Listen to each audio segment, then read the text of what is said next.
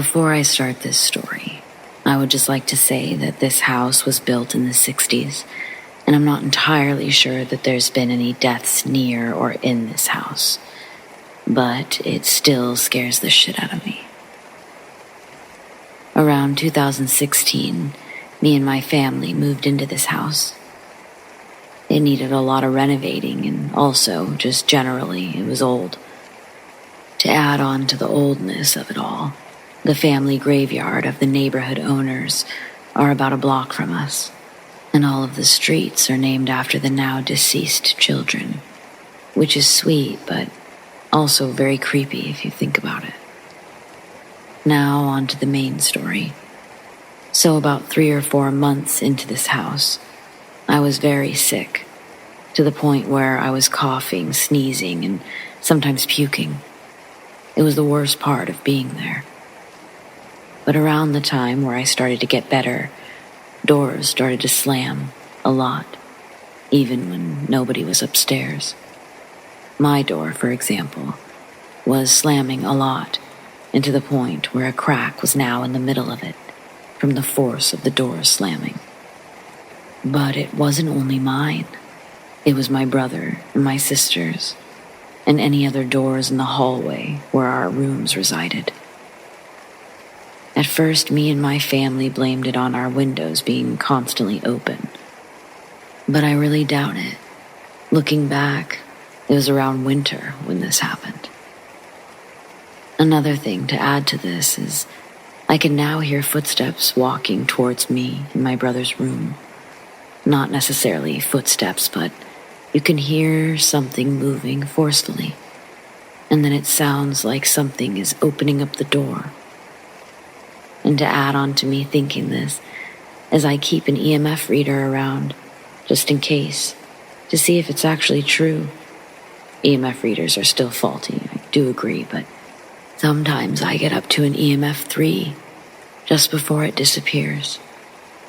And lastly, I always feel like there's something sitting on my chair in my room while I sleep, to the point where I have to have something on my chair, and my chair facing a different direction. I've recently been paranoid of my chair. It usually faces a different direction than what I leave it in, but I guess it could be my imagination. And those are really all of my experiences. But yeah, my house is probably haunted.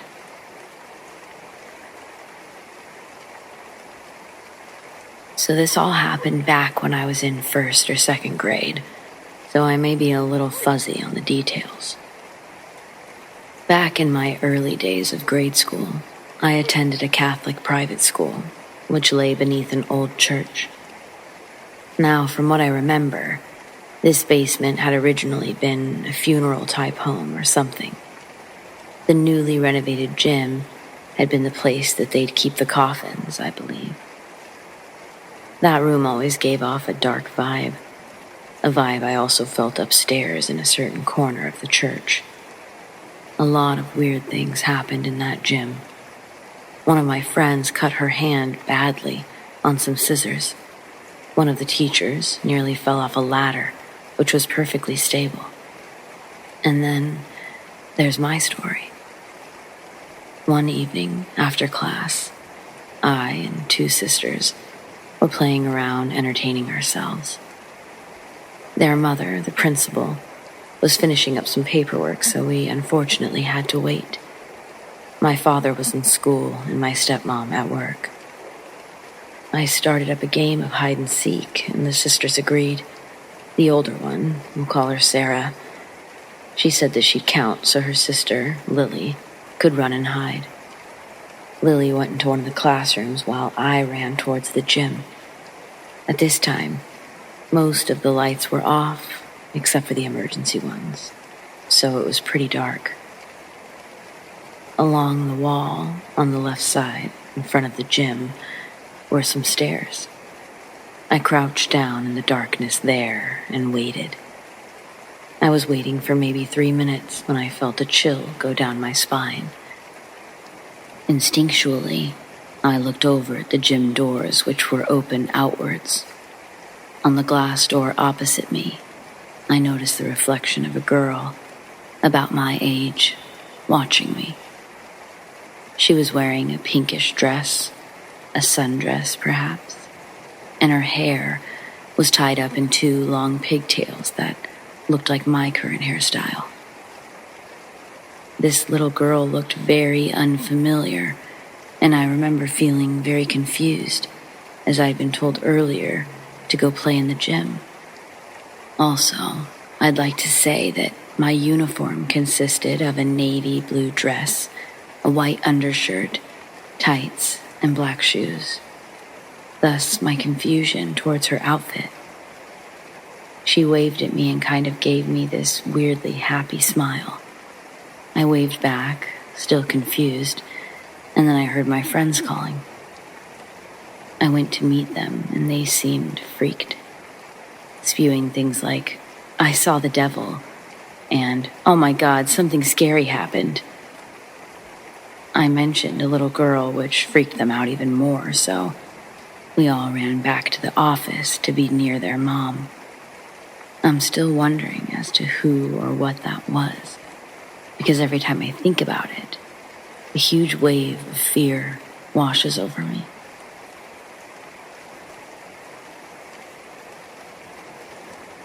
I'm not too big on believing the paranormal, but I'm just curious on what this could be, even if it's just me being sleep deprived. For the past few months, I keep catching glimpses of a black fluffy cat, walking, jumping, or sitting, but it disappears when I look at it. It's not like when you mistake a jacket or a shoe or something for your cat. It's actually there. I also see it at night and the day.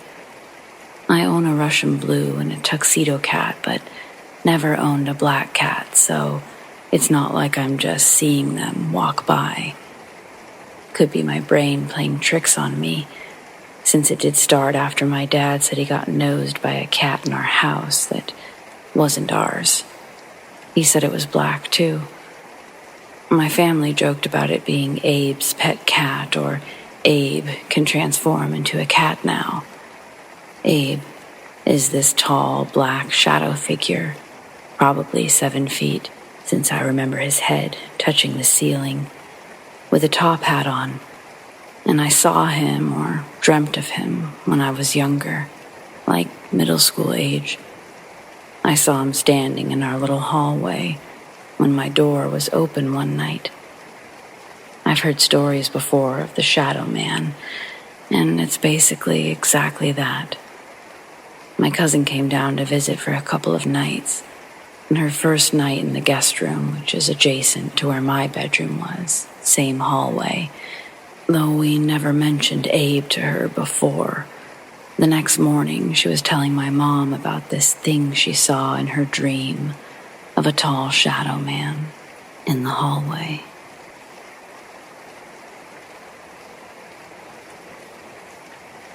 When I turned 18, me and 2 of my friends decided to take a trip to our local casino. We mostly just played simple games like slots and video roulette, since it was our first time going to the casino. After losing some money, we decided to search for something to eat. Pretty much everything was way too overpriced, so we wandered around for quite a bit.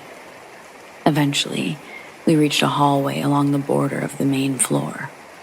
We made our way down the hall looking for food, but everything was closed. We started to notice that the hall was completely vacant of people. As we wandered further down the hall, we reached an oddly intriguing small room through a double doorway. This was the only entrance into the room. It was completely empty except for us 3 and about 10 to 20 slot machines. We were bored, so I decided to throw a $5 bill into the slot machine and spin it a few times. After my second or third spin, an odd-looking man, early to mid-30s, appeared from behind the slot machine, seemingly out of thin air. He began watching me play and started getting uncomfortably close to us. We weren't worried, since we outnumbered him 3 dudes to 1. However, we were very confused. We grew more and more uneasy the longer he stood there, not saying a word. Eventually, my friend decided to ask him, "What's up?" The man looked at us for a second before asking if we were all brothers. None of us look even remotely similar, so we told him we're all just friends. And he said, "Oh, that's great," and proceeded to ask if he could join our group. We told him that we had all come together and lied and saying that we were actually planning on leaving soon. He told us that we should stay and play with him, and he says, "My good friend Rachel over there, she knows all the good machines." And he points towards the other side of the room. We slowly peer around the machine, and all immediately became horrified. Nobody else was in the room with us. He was pointing into an empty corner. We all stand up from our seats and slowly back out of the room, not letting our eyes leave the man. Once he was out of sight, we turned around and sprinted down the hallway back to the main game room. We all vowed to never go back down that hallway ever again. And I never did, but curiosity eventually got the better of us. About a year and too many casino trips later, we're playing blackjack back at the same casino with a 4th friend. He gets bored and hungry and says we should look for food. After walking around looking for food, we made it back to the entrance of that very hallway, the one we vowed never to return to. The 4th friend said that we should search down there for food. The rest of us tell him no and explain to him that we can't go back down there. He asks why, so we tell him our experience down that hallway 1 year prior. He said we're bullshitting, and that there's no room of slot machines in the location that we described. He explains that his mom was a worker at the casino, and he would know if there was some rogue room of slot machines in the middle of nowhere. So, we did the one thing that we could do to convince him of our experience. We decided to lead him to the room. We made our way down the hallway in search of the room, but after walking for a few minutes, we reached the end of the hall. Confused, we turned around and searched again, thinking somehow we missed it. No room.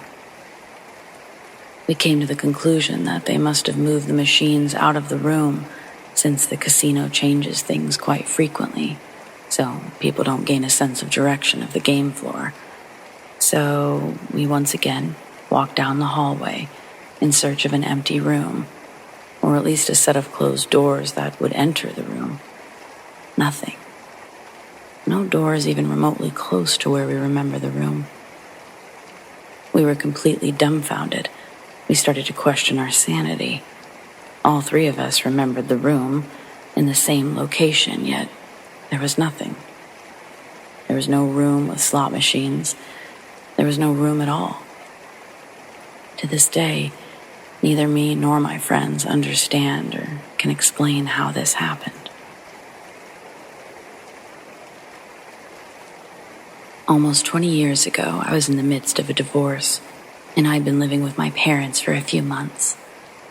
I managed to buy myself a cute 2-bedroom Victorian house for me and my 13-year-old daughter, and eventually, moving day arrived. Over the 5 months I'd lived with my parents, I'd been buying new things for our home. Essentials, saucepans, crockery, towels, bed linens, etc. I didn't want anything from my ex, so everything I had I bought new. When moving day came, I had the beds for me and my daughter coming from a furniture shop, and a washing machine, a fridge, a sofa. Everything else I got into my car and drove from my parents' house with boxes full of new pots and everything else. My mom was at the house unpacking and putting things away. The delivery driver put my bed upstairs, and my mom decided to put my bedding on for me. So she opened the new sheets and duvet cover and made my bed. As she was brushing her hands over the newly made bed, she found a sewing needle, which she pulled out of the bedding. She gave it to me and said that it must have been in the packaging from the factory, which we all agreed seemed feasible. The following weekend, I stripped my bed, washed it, and dried it outside on the washing line. I fetched it in the late afternoon, and I remade my bed. When I went to bed that night, I could feel something inside my pillowcase. I thought it was a small twig that had gotten caught in the washing whilst on the line near some shrubs. I put on the bedside lamp, and inside the pillowcase was another needle. I put it on the bedside cabinet and decided I'd worry about that tomorrow. The next day was Sunday, and as always, I went to my parents' house for lunch. I told them about finding a second needle in my bed. The following weekend, I was busy, as always. Ask anyone who works all week, and they seem to spend the weekend doing laundry, grocery shopping, and cleaning. I was no different. I'd cleaned downstairs and was heading upstairs to clean the bedrooms and bathroom. Now, on my stairs, there were these wood panels, wainscoting. It looked nice and it hid the uneven plasterwork. The top of the wainscoting was waist high and was about an inch deep, just wide enough to gather dust, so I wiped the wainscoting as I cleaned the downstairs. Then, when I did the upstairs, I came down with a duster in my hand and wiped it over again. After running up and down the stairs a few times, bringing laundry down, taking clean clothes up, emptying the bathroom bin, etc., I finally finished, but I'd wiped that wainscoting ledge every time I'd passed it. I guess I was just so proud of my own lovely little place. Anyway, final trip downstairs, I noticed another sewing needle. Sitting on top of the wainscoting ledge, there was a needle. Now, this is getting decidedly weird. So I added it to the other two on my bedside table. The next morning, I look at the 3 needles and think, wait until I tell Mom about this one. And I notice there's not 3 needles as there should be, but 4. Weirder and weirder. Several years later, my daughter was by then an adult with a baby of her own, and I was moving across country, so I sold my darling house and obviously packed up. In a cupboard, by the back door, there was a broiler, and I kept a few folding garden chairs and some old curtains in there. I pulled out the curtains, and I saw for the first time ever a tin, like a biscuit tin or a Quality Street chocolate tin, and inside there was some unfinished embroidery, and suddenly all the needles made sense. So I pack the tin with the unfinished embroidery and decide I'll make it my job to finish it. But I never did finish it, as when I unpacked my house, the tin had vanished. Maybe it isn't the creepiest of stories, but every word here is exactly how it happened. I never felt creeped out or spooked in my house, though. I hope you enjoy my needle ghost story.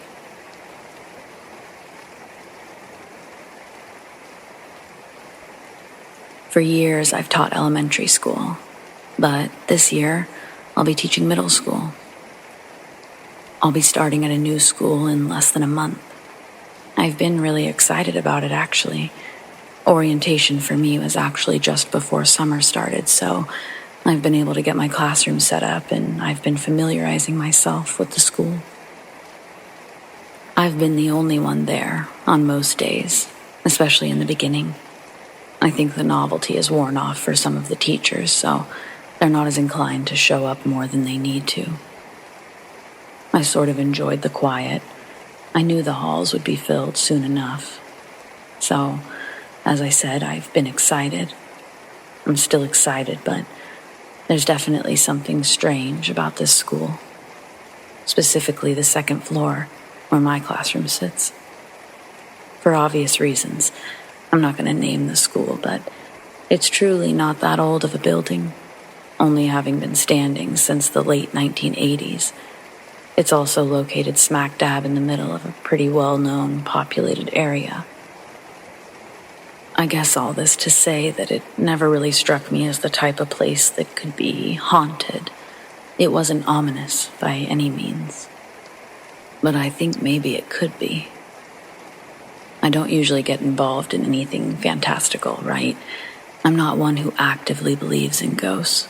I don't dismiss everything I don't understand, obviously, but still, ghosts? I've just never thought about it much as a topic at all. I mean, I teach children, so ghosts just haven't been part of my lesson plan. Why do I think this, though? What brought me here? I'll say it as it is or as it was, and then maybe someone with some experience can explain to me what's going on. About a week ago, I decided to bring my plants into the classroom. There's this window that faces the sun during the day, and that's where I'm going to have the reading nook. I bring 4 of my plants from home, all very easy to care for. A snake plant, aloe, and a couple of ponytail palms. All pretty drought resistant, and they like the sun. These plants have survived 2 moves, 1 across country. They've been with me for over 6 years. I set them up, no problem. As I'm leaving my classroom, it's early evening. I turn around to give my room that final proud look before heading out. The leaves on one of the palms seems to move. Strange. I wasn't near the nook before leaving. The window is closed. I didn't dive into the strangeness further. Instead, I just headed to my car and I made the trip home. I go back the following day, actually the following morning. I remember that the file folder on my desk actually has registration for CPR.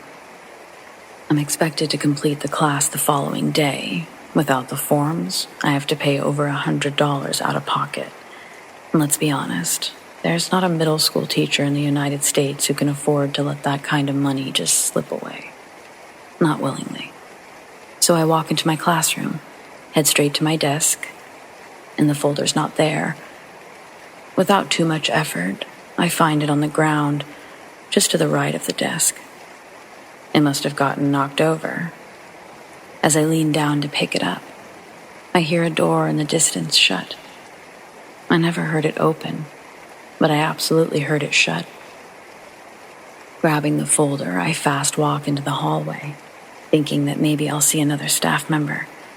I see nothing. I head back inside to make sure I haven't forgotten anything.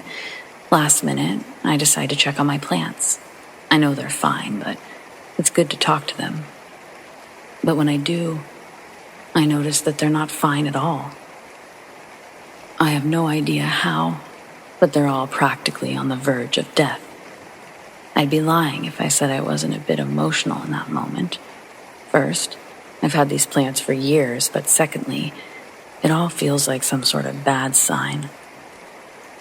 From alive to dead, less than 24 hours in a new space, this was unreal. With a slight change of plans, I decided that I should take the plants home, try to revive them. As I take down the smaller plant that I had hanging, I hear and then see one of the palm's dead leaves start to move. What I felt was a bit creepier, though. With the movement of the plant's leaves, I feel a rush of air near my legs. The only way to describe it is it felt like someone had run past me. I hear nothing immediately, but in the distance, I hear smaller, quieter footsteps. I keep removing the plants and I place them in the large box I used to transport them. I start my walk down the long hallway towards the stairs. As I do, I peek through each classroom, searching for my mystery person. But the school, it's empty. Just to be sure, I go to the main custodial area. On one occasion, I've seen the janitor there, but when I arrive, it's clear that they haven't made it in yet. Outside of the sun filtering through the various windows, the school is still dark. Realizing that I'm alone, but that I've been hearing things, feeling things, I quicken my pace and I make my way down the stairs. As I do, several pairs of footsteps build behind me. I don't turn around, but I do run. Right as I hit the last step, I feel coldness touch my legs. I feel a rush of wind past, not by me, but through me. As it passes, I lose the grip on the box that I'm holding, and by no control of my own, I drop it, and the box lands on the floor, spilling the contents all over the bottom of the stairs.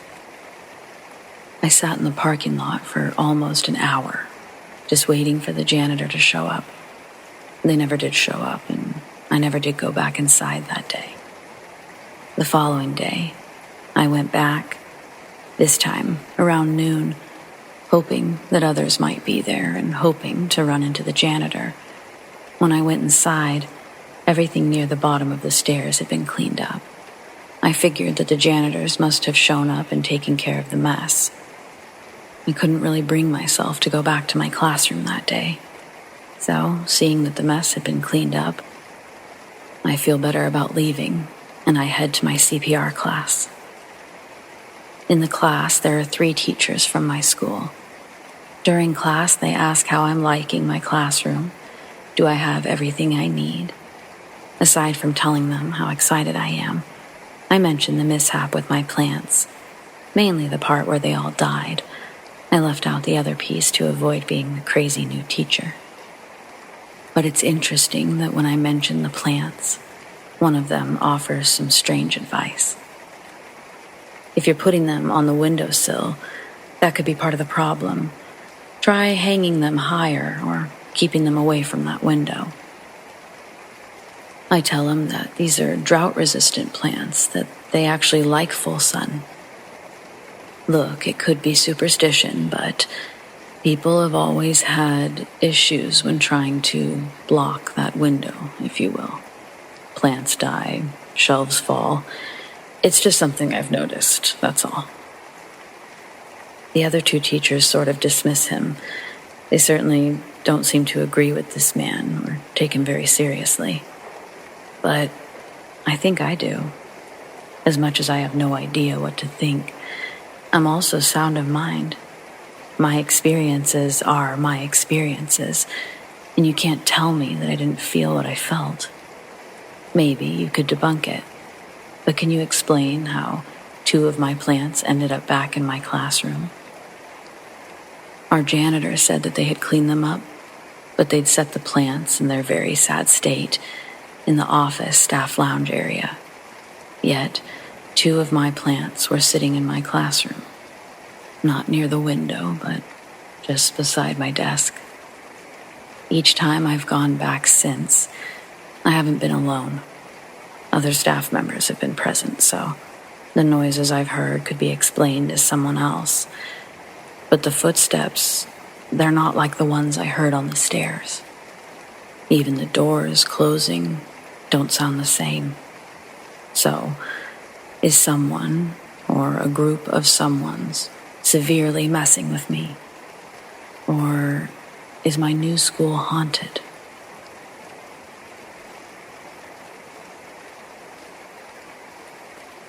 Usually twice a month, I deliver 5-gallon water jugs to my daughter's elementary school. Not because I'm some sort of hero or something. I work for the water company that the school district contracts through. This will be my daughter's 2nd year attending this school. It's a newer one, renovated the year before we moved. An easy way to explain the school's layout is describing it as a capital I. The front block is the office and library. Then one long hallway that has 2 classrooms on each side, with a big frosted glass window in between. At the end of that hallway is the last block. Going left or right, it leads you to the classrooms. Going straight leads you to the staff lounge. My routine has been to drop one off in the front office and one off in the staff lounge.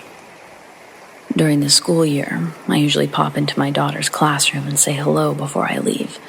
But during summer break, I've been dropping the jugs off with the weekend janitor. My daughter's first year was a weird one. The natural stress of transitioning to a new school was expected, but my daughter had a great teacher and quickly found a good group of friends. One day in November, my daughter comes home looking rather sad. I ask her how her day was, and she tells me she doesn't want to talk about it. My daughter's a very outspoken girl and a great communicator for her age, so her not wanting to talk about the things happening in her day, it was strange. After multiple questions regarding why she looked so sad, my persistence was rewarded with the slurry of tears that she'd obviously held back all day. She told me that her hall pass had been stolen while she was using the bathroom in one of the stalls. She tells me there's a hook on the outside of the stall door for them to hang up the hall passes while using the bathroom. Each classroom has 2 different hall passes. She explains the girls' hall pass is a rope tied to a cowbell. The boys is a novelty giant eraser, and they both have a G on them for Miss G's class. My daughter tells me that while she was in the stall, looking down, she could see the bottom of a girl's yellow dress on the other side of the door. Then she heard the cowbell shake and the feet outside of her stall run away. She told this to her teacher, but her teacher didn't believe her because nobody in her class had a yellow dress on. To prove a point, she and Miss G went to the other 2 classrooms in the unit to find the girl, but nobody had a yellow dress. Then, when Miss G went to check the girl's bathroom, she found the hall pass. Her teacher must have thought that she was trying to lie about forgetting it, so she kept my daughter in from the last recess that day. It broke her world thinking her teacher had marked her as a bad kid. It's difficult explaining to a child how little of a blip this was in her adult teacher's life, and that her reputation hadn't been tarnished even the slightest by this incident. I have an opportunity to check in later that week, and all's normal again. So this being such a small blip in an adult's memory, I had forgotten about my daughter's story until tonight, which is several months later. I saved the school's delivery for last on my route because it's the closest to the actual warehouse where we drop off the trucks after hours. I called and I made contact with the evening janitor, Debbie, telling her that I'm heading her way. The delivery drop-off area is in the back parking lot of the school. As I approach, I see Debbie's already outside. She doesn't have a coat on and she looks spooked. When I park, I get out and I ask what she's doing out there. Debbie tells me that she swears she keeps seeing a small figure just barely out of the corner of her eye. She pauses, and I almost think she's not going to continue her story, but then, quieter, as if she's a bit unsure of herself, she says that she just saw a girl in a yellow dress peeking at her from the other side of the doorway. She said that she had to go see, make sure a kid didn't somehow get inside the school. Entering the hallway, she expected to see a little girl in a yellow dress, but instead, she heard someone running up behind her. The sound made her scream. When she turned around, the hallway was still empty. She just ran out the side doors and waited for me to arrive. Debbie asked if I could do a walk around of the school before I left. After I dropped off the waters, she and I checked every classroom before leaving. Full disclosure, I didn't personally feel anything. I didn't see anything out of place either. But Debbie's oddly specific account, it reminded me of my daughter's story. It seems hard to miss that the 2 are connected. I probably won't be asking my daughter about the girl in the yellow dress because I don't really want to scare her or bring up something that was negative for her. But next time I see Debbie, I'll ask if there's been anything new, and I'll give an update. Until then, happy trails to you.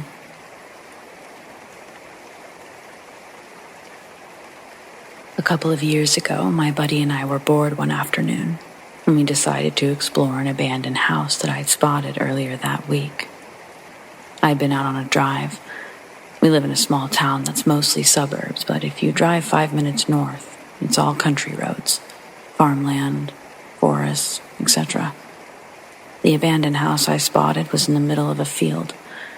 There wasn't a paved road or gravel driveway that led up to it, so we parked as close as we could to the side of the road and walked through the tall grass to reach it. The house looked pretty old, most likely built in the early 1900s. There were plants engulfing the entire home, and part of the roof was missing from what looked like fire damage.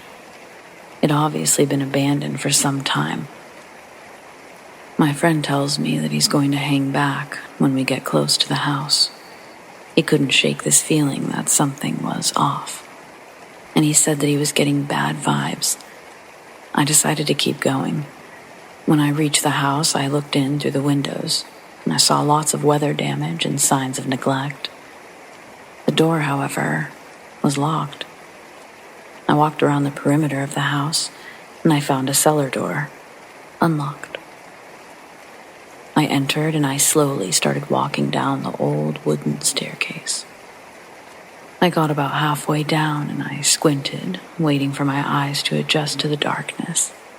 The only light source was the sunlight coming in from the open cellar door. It was full of old belongings, furniture, and junk. Then, in the far right corner, I saw what looked like a figure, standing in the darkness, facing me. My stomach sank. It was a tall person, just standing there, straight, with their arms at their side. I couldn't make out what they were wearing, or facial features. I stood there for a few seconds, staring back at them in shock. I thought it had to have been my mind playing tricks on me. I squinted harder, trying to make out if what I was seeing was actually a tall figure, when suddenly it moved slightly and made a deep grunting sound. I panicked. I ran up the stairs as fast as I could. When my friend saw the look on my face when I exited the basement, he started running towards the car. He said it looked like I'd seen a ghost. When we drove away, I kept looking back to see if we were being followed. Nobody was there.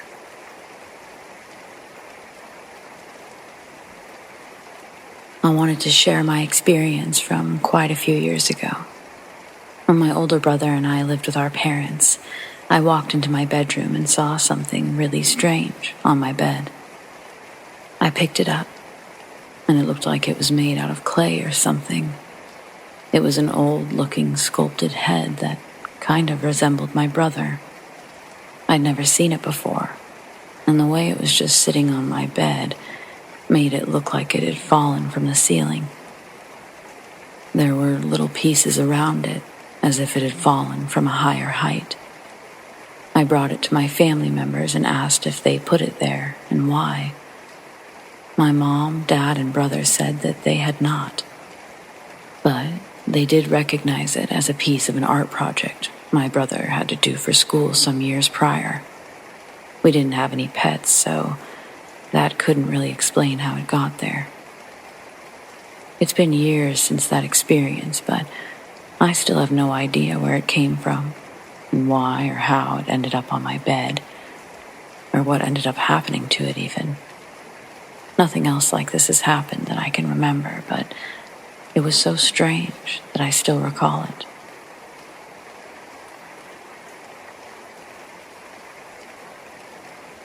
So when I was 9 months pregnant with my son, 2 years ago, for 3 weeks, every single night, I woke up at 3:38 a.m. Not a second sooner, not a second later. When I'd wake up, it felt like someone was near me. Like I felt like someone was there, but not physically felt. It felt like someone was just in my room. But it wasn't a scary feeling. So I brushed it off, went back to sleep. I used to watch this psychic medium live on Facebook, so one night, something told me to tell him about it, and ask him what it meant. He told me that he's sensing a father figure around me. He said that he's sensing that I have the gift of mediumship, which he said is a rarer gift. He said that that time of night, when I'm sleeping, is when I'm most open and my light is the brightest. When he said father figure, I assumed he meant my godfather, who passed away in 2015. I started looking up ways to be more open to these connections, and I practiced each night. 3 nights later, I had a dream. I'm friends with this girl on Facebook. She doesn't ever share anything personal about her life, so I really don't know her. But I had a dream about her. In my dream, I was a man in his mid-30s. I had dark brown hair and dark brown 5 o'clock shadow, stubble. So anyways, it was the man, me, the girl, and her mom. We were at a lake, and the man is in the water, and the girl had just gotten in. The bottom was slimy and full of algae, so the mom didn't want to get in. The man, me, was playfully calling her names and telling her to get in. Then we are all in the water, and a turtle swims by. Then we're in the water, and the man and the mom start arguing. He tells her that she deserves more. She deserves to be loved and happy, and that she could find someone else. When I woke up, those are the parts that stood out to me, and something told me to contact this girl and tell her about it. Y'all, this girl told me that her mom's fiance had passed away a few years ago, and the last thing they did as a family was go to the lake, and that her mom was scared to get in the water because the bottom was slimy, and her fiance was teasing her, calling her names and telling her to get in. They caught a turtle while they were there, and she still has it. She said her mom has been trying to start dating again, but stopped because she felt so guilty about trying to move on. Fast forward, the last 2 weeks I've been waking up at 3:38 a.m., but this time, when I wake up, I have this horrible feeling in my stomach and in my chest. My chest will hurt so badly because of the anxiety it gives me. This happened a long time ago, when I was 13 or 14.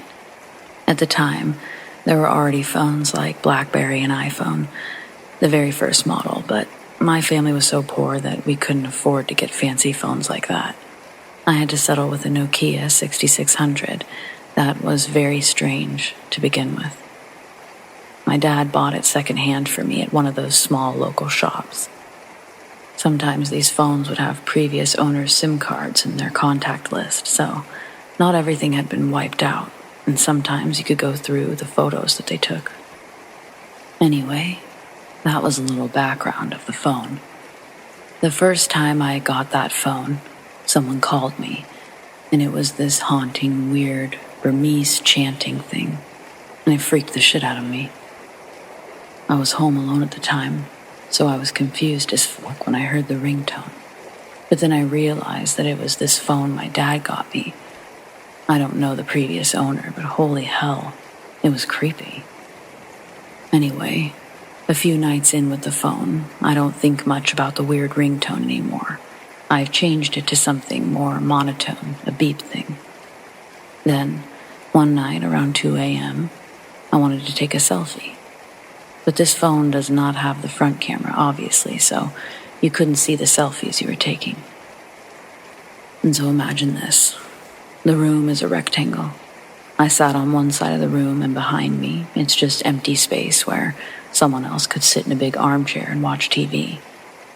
I took selfies on the side of the room that I was sitting in. So in the selfies, the empty space behind me should have remained empty.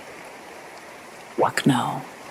I took 3 or 4 selfies, and one of them had this white, pale man sitting in the armchair, facing the camera. You could see him sitting behind me, smiling like he'd been part of the photo. He was so damn pale, super pale. but you could still see from the outline of his face that he was smiling. I wish I had kept the photo. Instead, I deleted it, threw the phone away, and ran to bed. It was so damn creepy. The guy just sat there smiling, as if this was any other normal photo. What the fuck? And ever since then, every time I sat in that room to do whatever, homework or just browse the web, I'd always peek behind me to see if someone was sitting there.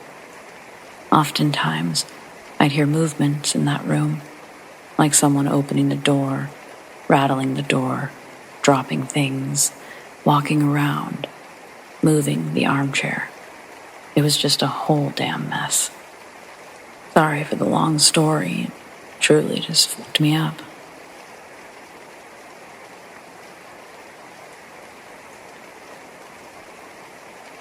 So at the time of this story, I still lived with my mom, but I was 21 and I had a job, so I was paying rent. My mom went to Europe on a trip, so I invited my best friend, who was also 21, to sleep over. Usually we drink and play video games, but we both had to wake up early for work. We also happened to work at the same place, so we went off to bed in the guest room. And yes, we both sleep in the same bed because we both had too many ghost experiences to sleep alone. Hence why I invited him over to begin with. Anyway, we were laying down and trying to sleep with my dog sleeping next to us. It's around 3 o'clock in the morning when all of a sudden we both hear a weeping, crying sound coming from the door or the closet. We both sit up immediately and we look at each other. And then to my dog, to see who it was, but it wasn't any of us. We just sit there, listening in, and finally my friend says, "What the fuck, bro?" And it stops. I then get up to turn on the lights, and we proceed to cautiously look throughout the entire house to see who or what it could have been, and no one.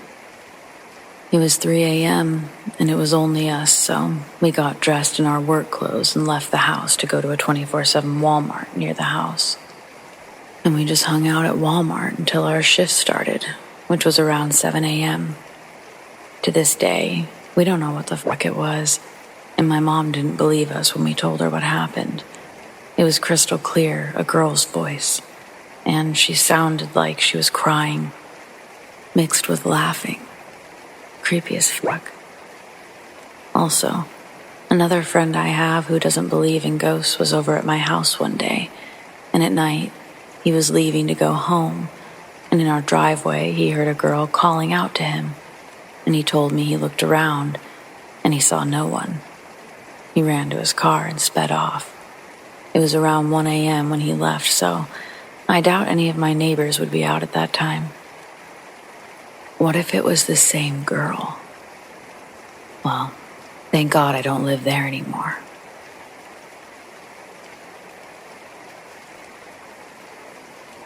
I'm half Japanese, and every summer I would go to Japan to visit my relatives. There are some occurrences which haven't left my mind today, so I wanted to write them down a little bit. Excuse my writing skills. I don't have any experience in this, and mostly the reason why I write this is for myself. As probably most Japanese people I know, my family believes in spirits, ghosts, and superstitions. My great-grandfather died when I was about 2 years old or so, and my grandparents, they had a shrine called Botsudan in honor of him in their house. It was set up in the old room of one of my uncles at the second floor. There was this ritual I had to do ever since I was 8 or 9 years old, while I stayed there. In the morning, fill up a little bowl of rice, bring it up to the shrine, hit the sound bowl that was always set up there 2 times. At 6 p.m., I had to take the bowl of rice back to the kitchen on the first floor. This sounds simple and kind of boring, but I hated it, and I was somehow scared to go upstairs alone. One reason was my memories from when I was younger. I didn't know why, but my grandparents let me and my older sister play in this room often. The room was tiny, just the shrine and an old desk. There was also 2 built-in storages, which are common in Japan. However, as I didn't like being in that room, I often just slept in one of those storages, where the blankets were stored. It was always kind of cold in that room, even though there was no air conditioner, and summers in Japan can get unbearably hot. One day, as I was napping in the storage, I heard someone talking to me. I thought it was my sister, but she seemed to have left the room, so maybe someone outside. I didn't care much and ignored it. Then another time, I felt breath on my neck, and I woke up. Again, no one to see. I was pretty fearless and carefree as a child. I never thought much about it for too long. I don't know why, but pretty suddenly, I began to fear this room. I realized that things happened that I couldn't explain.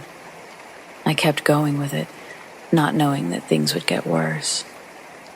The curtains sometimes moved without reason, or I'd hear footsteps coming from inside the room while I was in the hall.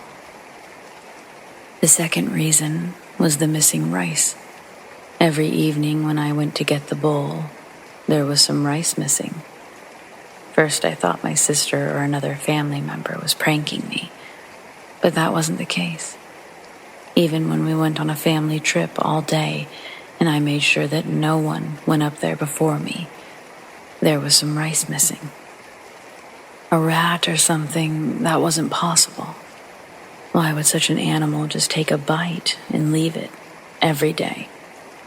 My mother told me that the spirit of my great-grandfather was eating it. This didn't make anything better for me. There were these little things that made me more and more uncomfortable in this house. Every summer, I had a fear of going to my grandparents'. One event made me almost faint on the toilet. I never have to wake up to pee in the night, but maybe because of jet lag or the climate, I always woke up at 3 or 4 a.m. when I went to Japan.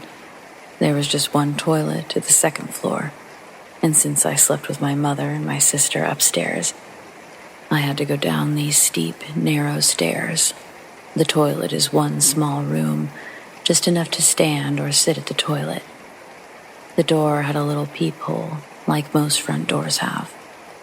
What I hated most was that the light switches were so badly placed. I didn't have any light until I got to the toilet. On that one night, I reached the toilet already feeling uncomfortable. I finished peeing. I stood up, flushed, and turned to the door.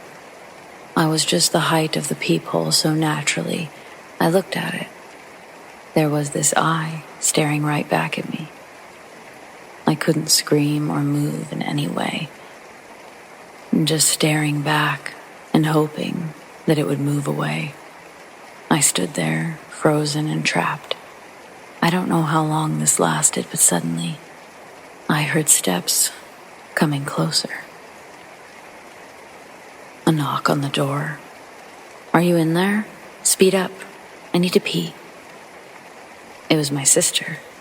I opened the door, almost crying, and told her about the eye. She was scared by my experience, so I waited for her while she left the door open. Since then, we always woke each other up to go pee and left the door open. One day, I sat with my uncle in the living room, and I told him about my fears of this house. He wasn't surprised. He said that there was a little bit of supernatural or spiritual power in every room. For example, in the bedroom of my grandma, which was directly connected to the living room, the door was always open, and there was this mirror which could be seen at all times. At first, I didn't recognize this piece of furniture as a mirror, just because there was always this colorful cloth covering it. Not just like hanging over the mirror. It was tucked in carefully on every side. I just knew that there was a mirror because one time I tried to move the cloth, and I saw a little bit. My grandma came running and shouting that I should never remove the cloth, and she told me she didn't want any dust on her beloved mirror. My uncle had another story to tell. The mirror was kind of cursed, a woman who was living inside of it. According to him, he's kind of like a medium, and he sees many spirits. When he was younger, he tried to communicate with every spirit he saw, and he tried to help. So one day, he saw her in the mirror, a normal-looking, middle-aged woman, not like someone everyone would imagine in a horror movie. As he sat in front of the mirror talking to her, she told him to come closer, and he did. And suddenly, her arms came out and tried to pull him into the mirror. My grandma, who was in the living room, noticed it and pulled him out of the woman's arms. Since then, the mirror is covered.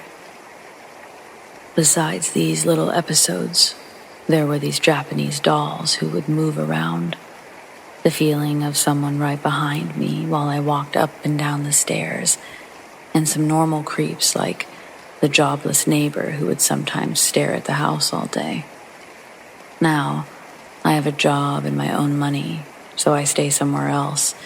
I visit my grandparents every time I go to Japan, but I don't stay overnight anymore.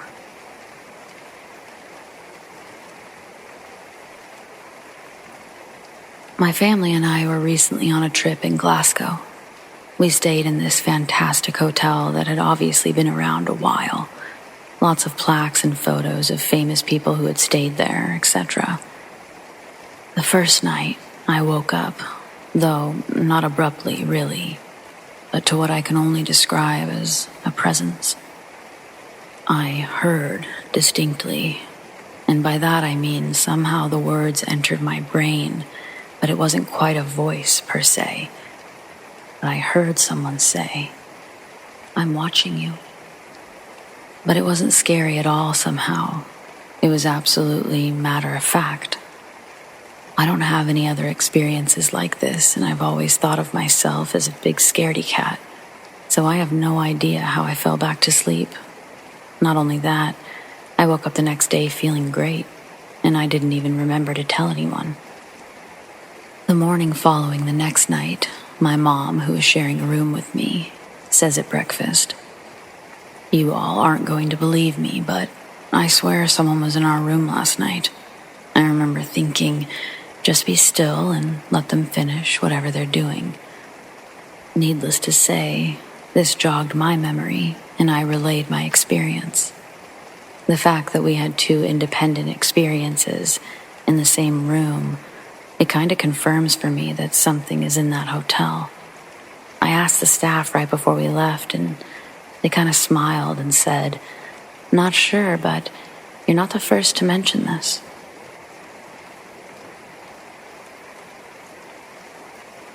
I have two stories I'd like to share. This first one happened right after my grandpa passed away from cancer a few years ago now, in 2017. It was like a few weeks after his funeral, and I'd come to visit his grave. He was buried in a really old cemetery where his other family members were also buried.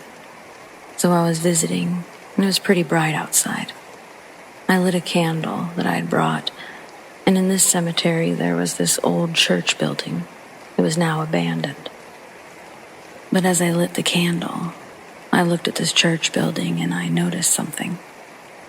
In the window, I noticed an older woman, late 80s, or even her early 90s. Of course, I was shocked to see her there because, again, this church thing is abandoned, and it's pretty much not safe to go inside. So I walked closer to the building. I was basically keeping an eye on this building. There was only one possible exit route, and that was the front part of the building that you couldn't really get to safely due to the floor being very old and just broken.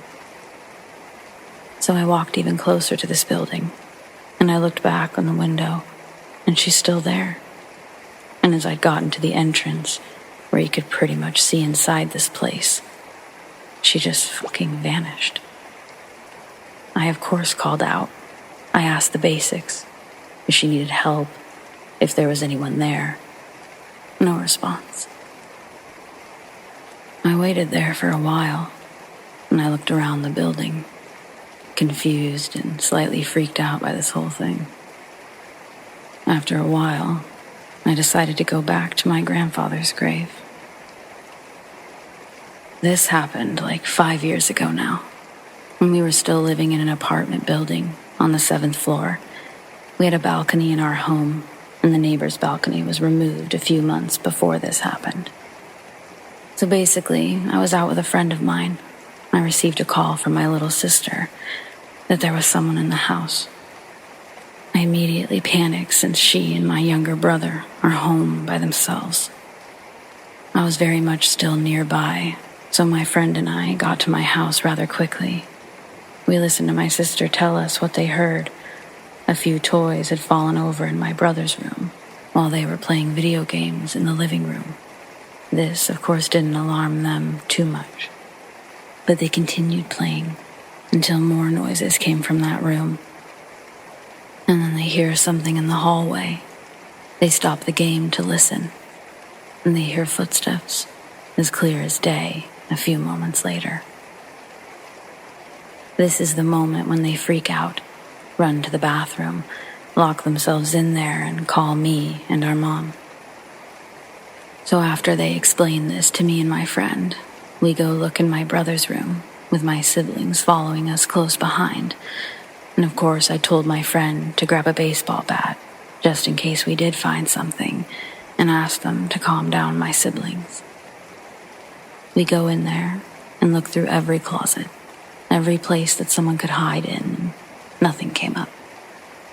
At this point, I'm questioning if my siblings had just heard the neighbors making noise, or if they got scared by their game, until my friend was looking into the hallway from the open door, and they were just staring at something.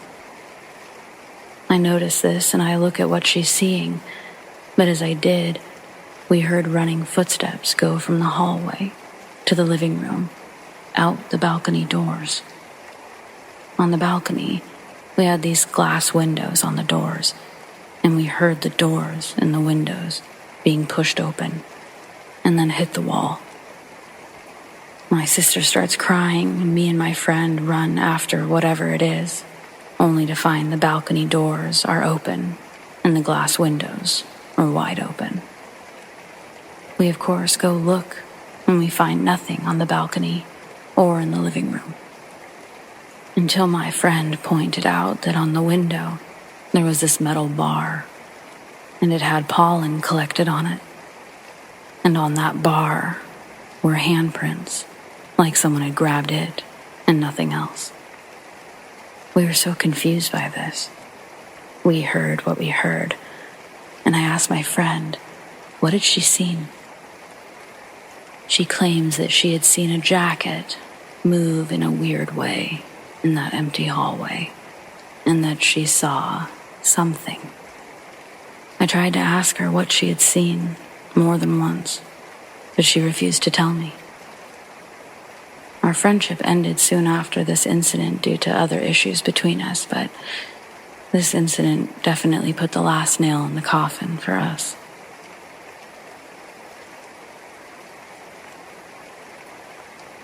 This story isn't personally mine. I came in after the fact. I'm a custodial supervisor for about 30 employees at a college. I have this one employee who's a skeptic. She doesn't believe in ghosts or anything supernatural. She'd made this very clear on several occasions. I had her cover the library for a week when someone was on vacation. So it wasn't a building she spent a lot of time in before. But she still knew enough at the time that she was fine on her own. One morning, around 4:30 a.m., she calls and asks, "What time do the staff start to show up here?" I go on to tell her they start to show up between 7 and 8 a.m. I could then tell that she was flustered by her reply. No, you're wrong. They're here now. Someone's in the bathroom. They're in there making noise, walking around, flushing the toilets. I hear them. I'm like, yeah, no one should be in there. Go in and see. No, I'm not going in there. Get over here and tell them to get out, was her response. So I'm like, okay, I'll be there in 2 minutes. I'll stop by.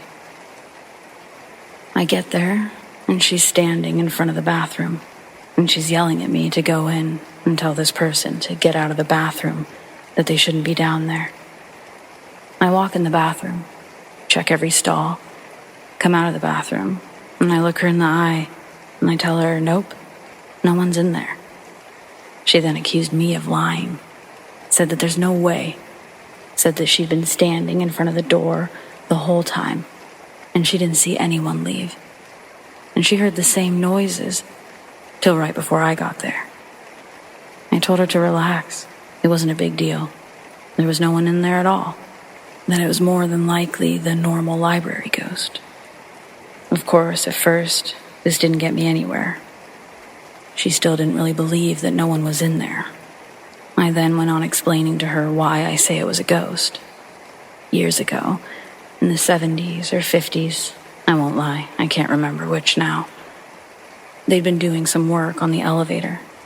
Unfortunately, a little girl who was in the library with her father fell down and died at the bottom. So basically, the basement. I even showed her the plaque that was for the little girl. The bathroom that she heard everything in was in the basement, right across from the elevator, no more than 10 feet from where the little girl died.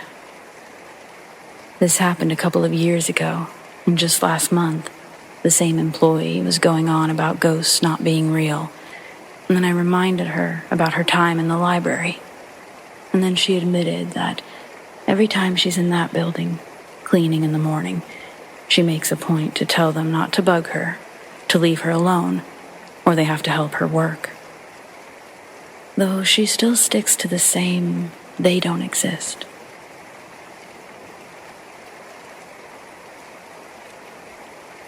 I was staying at my partner's house, who had not long ago come out of an abusive relationship.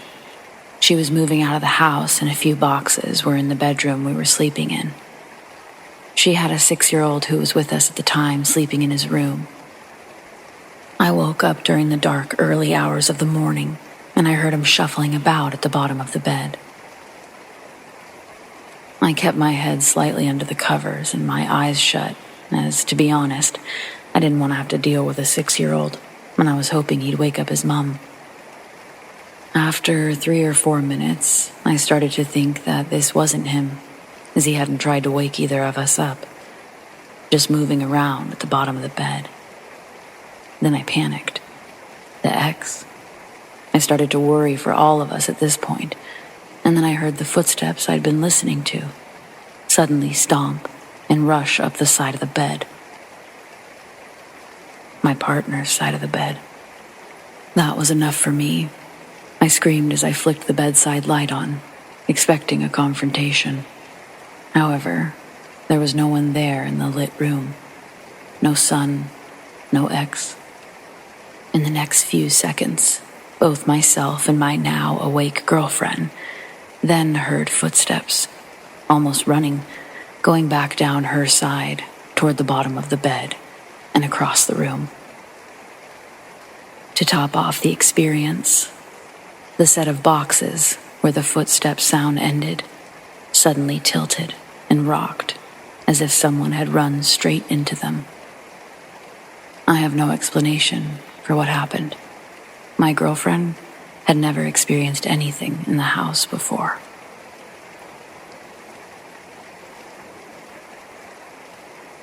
I've been a custodial supervisor at a college for the last 7 years. Before that, I was a custodian at the same college for 7 years. I've cleaned and been in every building on campus from early mornings to late at night. And I've seen and heard a lot of things in the last 14 years since I started working here. One of the buildings that I used to clean wasn't a huge building. It has 3 floors with 2 classrooms on each floor. One on the east and the other on the west side of the building. Now, to get to the classrooms, there is a staircase in the middle of the building with a heavy metal glass door that leads to a small hallway, a couple of offices, and the classroom. In the first few months that I'd been cleaning this building, everything was pretty quiet. Till one morning, when I was on the 3rd floor, cleaning one of my last classrooms for the day. I'd been wiping down a table when out of the corner of my eye, I see a man standing to the left of me. He had on a greenish-yellow striped sweater, and I remember thinking in that split moment that it looked like something from the 70s or something. Thinking a student got there early for class, I tell him, "Sorry, I'll be finished in a minute." And as I'm saying this, I turn my head all the way to face him, and no one is there. There was nowhere for anyone to go. I even checked the building. I was still the only person there. To top it off, the front door was still locked. I told my husband, who works as a custodian at the college with me. Of course, he didn't believe me completely, thought I was seeing things. That is, until the following year, it became his building to clean in the mornings. He calls me one day, freaking out, because he was in the classroom on the 2nd floor, which was right under the classroom I saw someone in.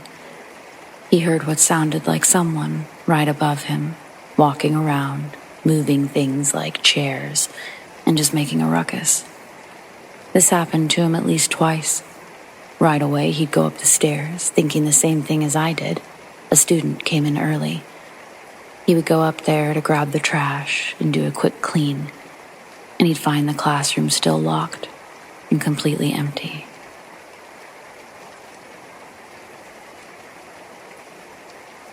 Me and my entire family, including aunts, uncles, cousins, grandparents, we've encountered odd things throughout our lives. Not sure if it's a ghost, angel, demon, or what we've all separately experienced is something different.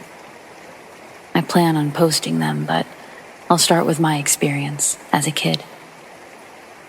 When I was 6 years old, I remember having the same dream every night for months. In the dream, I'd wake up and I'd look under my bed to glowing eyes staring at me. Then I'd be chased by this tall, dark figure. Every kid has nightmares, but what was scary is when I would wake up, I would hear a man whisper my name. Elizabeth. Elizabeth. Elizabeth. In my ear. I still honestly remember the voice. It was calm and monotone. I'd get out of bed to look around the house and see who's calling me. And whenever I looked in the kitchen, the clock on the oven always said it was around 3 a.m. Then, I'd make my way to my parents' room and ask if they were calling me, and they obviously weren't, and I'd end up sleeping at their feet. My mom said she remembers me waking them up every night. That's my first experience, and it's kind of creepy, but I never thought it was that deep until I learned so much more about my family members and what they've experienced. It makes me think that maybe the voice wasn't just in my head.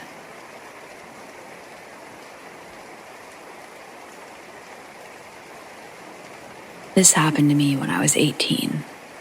I was laying in bed, trying to go to sleep. It was really quiet. And all of a sudden, I heard this little girl humming. I don't have any brothers or sisters. The girl sounded like she was trying to hum Green Sleeves, or the tune to What Child Is This? I couldn't believe what I was hearing. I thought it was just my mind playing tricks on me because it was so quiet. But then the humming grew louder. The humming was from a little girl, but the hums, they were broken, as if she was trying to remember a song, so she was trying her best. It definitely sounded like Greensleeves. My mind panicked, and the first thing that flew out of my mouth was, "No, no, no, no, no, no, this is not happening. Nope, not tonight." I jumped out of bed, still saying nope, and putting in a DVD to drown out the little girl. I remember saying, "Nope, I feel sorry for you, but I can't help you. Please leave me alone." After hurriedly putting the movie in, don't laugh, it was Three Stooges, the old movies, something loud, silly. I literally cranked the volume up to the max, and I got back into bed, and I let the sucker play all night like that. My heart was beating so fast, and I remember just praying the humming would go away. I went to sleep. It eventually stopped. The next morning, I had to tell my mom. I told her everything. When she asked me what song the girl was trying to sing, I said Greensleeves, and I tried to show her how she hummed it. So I began humming. After I stopped, the little girl began humming again, louder, showing exactly how she sung it. My mom's eyes widened, and the hair on the back of my neck stood up. After around 15 seconds, she stopped humming. I never have heard the girl again. It's been 7 years. I hope I never do. My family has had experiences with ghosts before, and I have had paranormal experiences as well. But this case was just terrifying because the ghost acknowledged me. I don't know if it had anything to do with the house, since it was fairly new. I have heard that in our area, there's the ghost of a girl that travels from home to home every so often.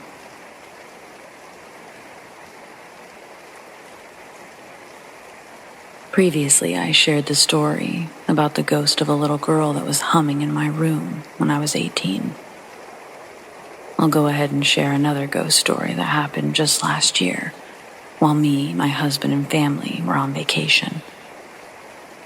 My family rented a cabin in Helen, Georgia, which was 3 stories tall.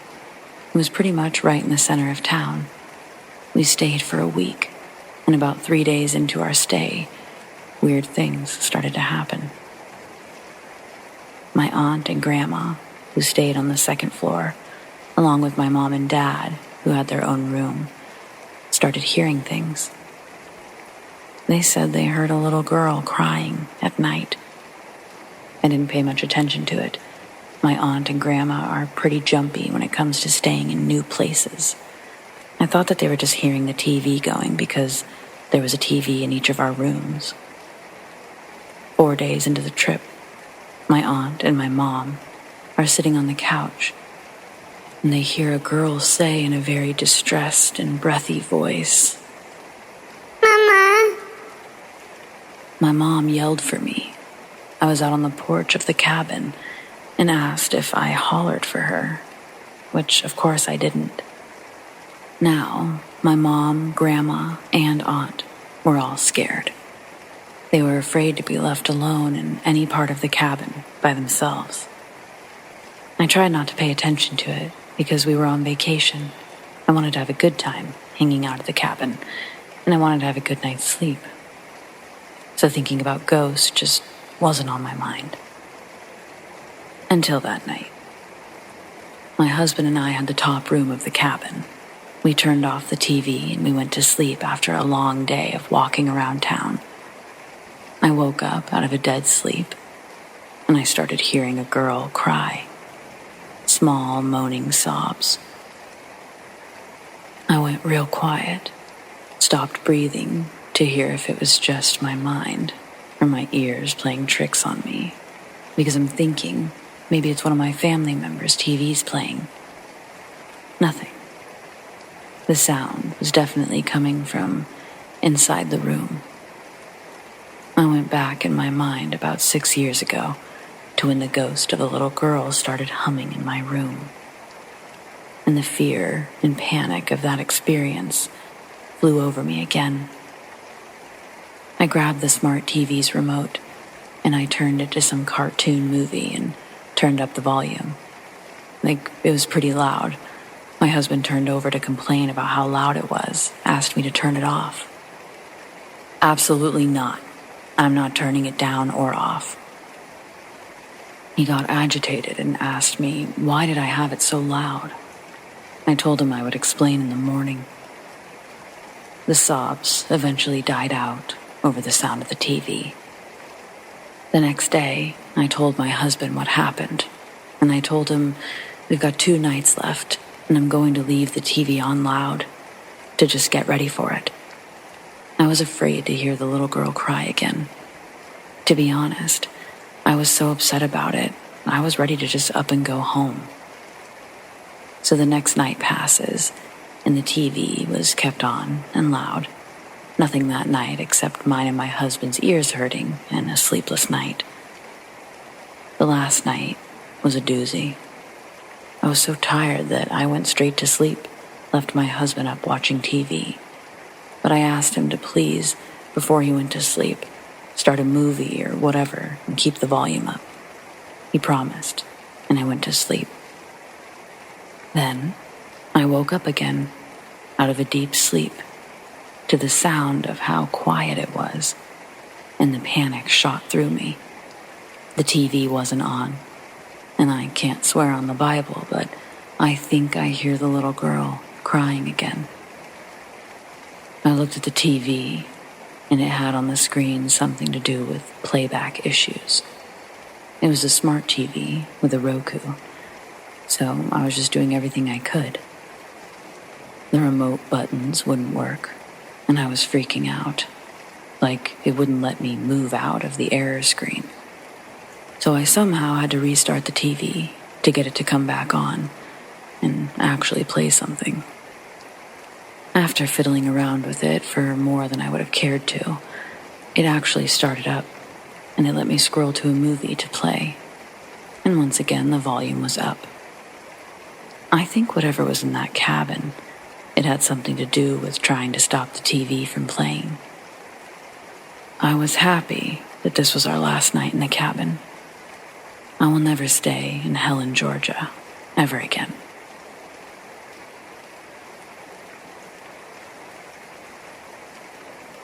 I've lived in this house for almost 4 years now. For a while, my bed would be in the corner of the room, but facing the door. Every night, without stopping, I'd feel a presence in the doorway, standing there, watching me. No matter how many times I've turned on the light to see no one there or in the hall, I always feel it watching me at night. I was robbed about a year ago, and I was trying to de-stress, and as I walk out of my room, a girl looks up and stares at me. I think she's one of the robbers, but as I chased her out of the house, I reached the kitchen, and as I went to the front door, I saw it was locked, with a chair in front of it, the way I'd left it. To say the least, I was terrified, but I didn't act like it, because if you show your fear, that's what they'll feed upon.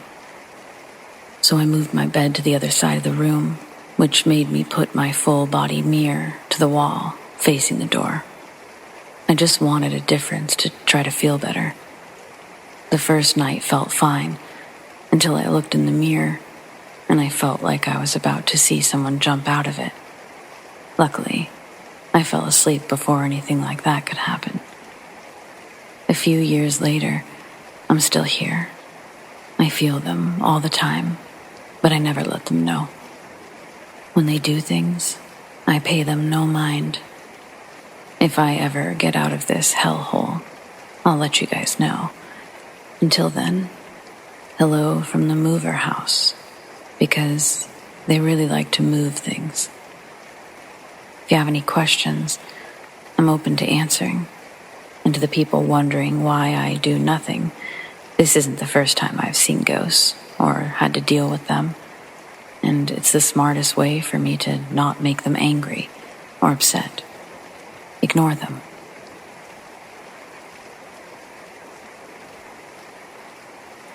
I grew up in an incredibly old farmhouse near York, Pennsylvania. It dated back to 1796. It was added on to and expanded almost 6 or 7 times. What began as a plot of 50 acres was trimmed down to 10 when I lived there, 2008 to 2018. I believe I experienced firsthand a prime example of an energy haunting or a possible poltergeist that latched onto me. I always felt a tangible sense of being watched or stalked everywhere I went in the house. I was shaking with fear at all times, if not occupied with something to do or having people around. This sensation, it didn't stop from the time I was 9 years old to 19 years old when I moved out. My father was a manipulator, a verbal and physical abuser, possibly bipolar, BPD.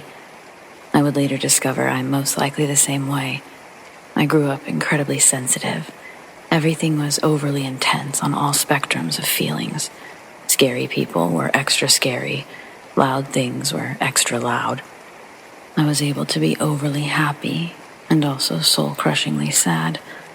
I began to suffer from severe manic depression, possible ADHD, and bouts of hysterical sadness that plagued my high school years. This has continued into adulthood, something I struggle to maintain grip of. My mother is a major empath, feels emotions incredibly intensely as well, good and bad. Things started mild, consistent footsteps and boards creaking all throughout the nights. When we were young, these examples were brushed off as old house, old bones from my parents. There was certainly old house dryness or energy stiffness. It felt unsettling when you were inside by yourself. It felt like the house was alive, yet somehow incredibly dead and heavy, with just, emptiness. All of my friends from their young ages through high school, they all said it just had a feel to it. This house has been lived in feeling, or an intimidating feel. The early years. My brother and I shared a room for the first few years. Around month 9 or 10 after moving in, our bedroom door was slammed nearly off the hinges in front of my wide-awake, alert eyes. It was around midnight on a Saturday. It was storming out, and all of the windows, they'd been closed, leaving no possible draft. My brother woke one night to use the bathroom when he was maybe 10 years old. Directly across from the toilet, you could see out the window and into the driveway about 20 yards away. He said he saw multiple shadow people moving around the area. We had a garage light that illuminated the space. He told me in tears the next morning. I was plagued with peripheral vision, shadow people, during the day. I was going insane thinking I was catching things out of the corners of my eyes. I watched a full-bodied, 10-foot black shadow move from the hallway light into the dark of my shared room along the wall. He moved along the wall like a rectangular, vertical blob of shadow energy. I watched it dissipate after staring frozen in fear for nearly an hour. My mom told me for years that she consistently heard old record music, 40s or 30s radio-esque tunes coming from upstairs while alone during the day. My mom was a homemaker, so she spent her days cleaning and prepping meals, laundry, etc.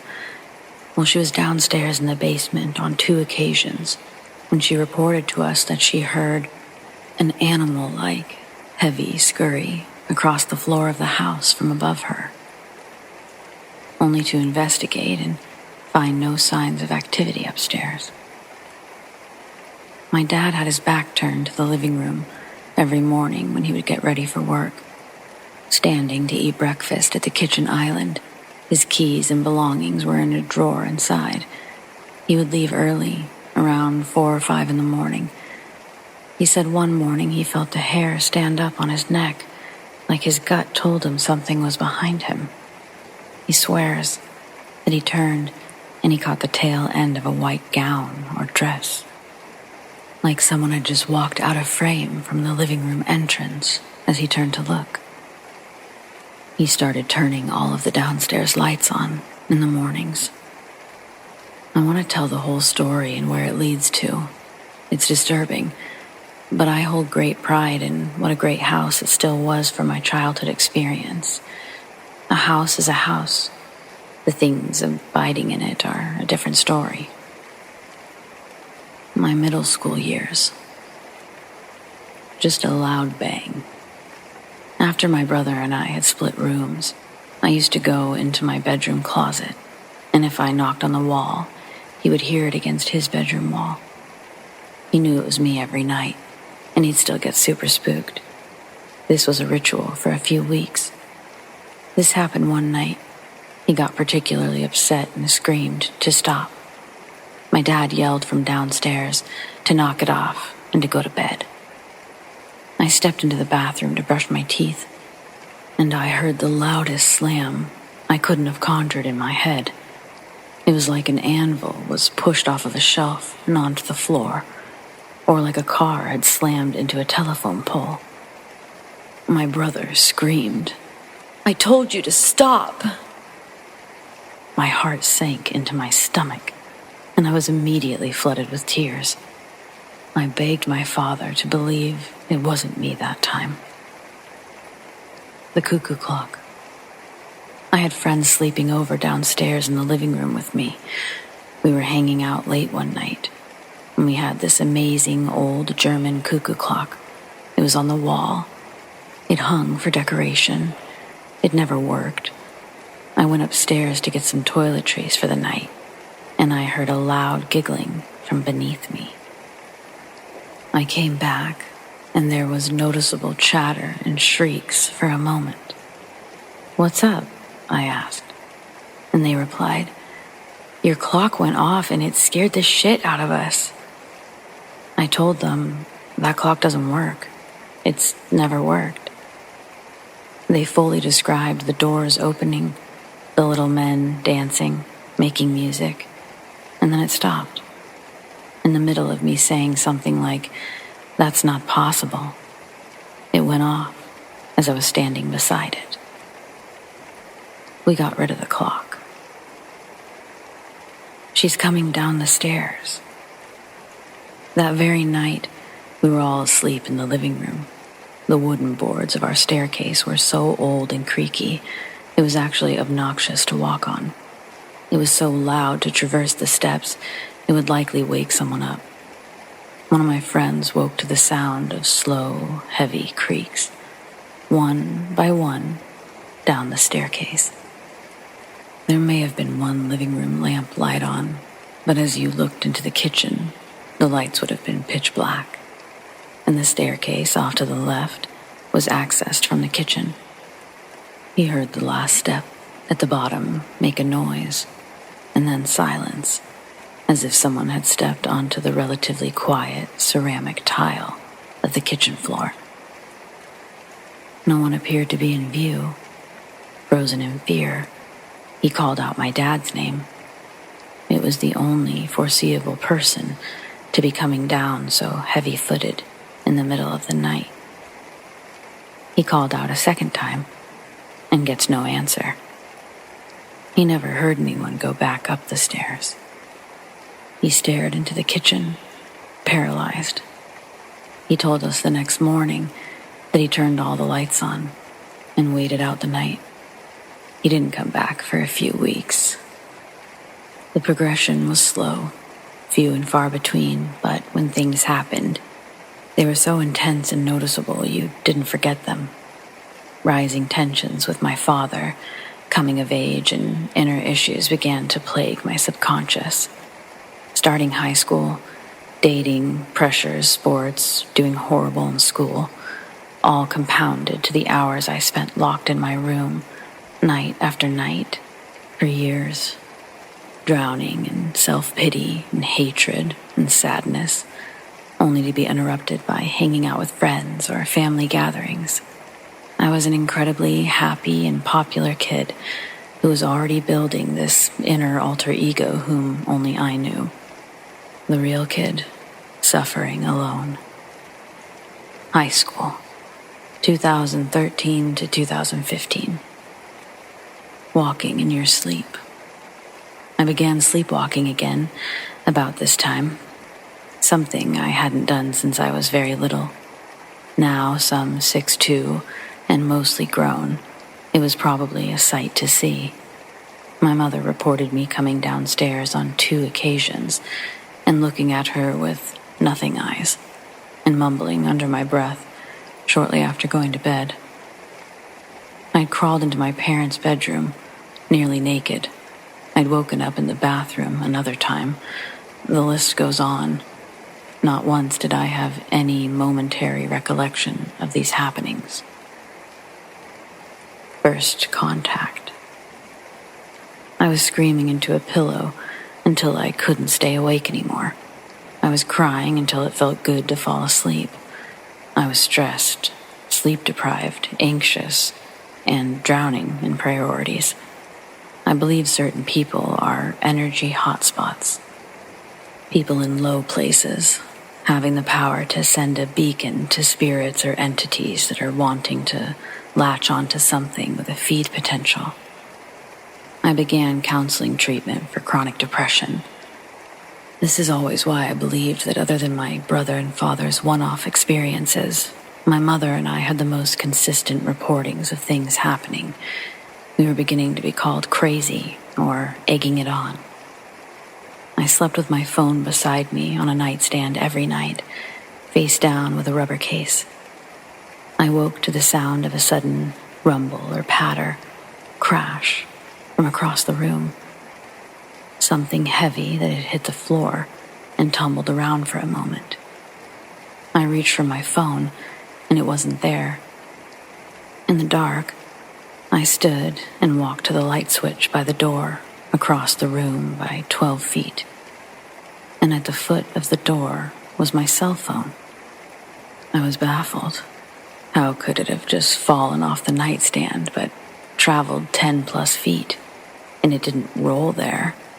It was dropped there, like it had been airborne for a moment. After a few moments of lying in confusion, it was as if somebody blew a hard exhale in my left ear, like a hot, breathy pressure that was immediate. I slapped the side of my face in a jerk reaction. I just felt really helpless. Second contact.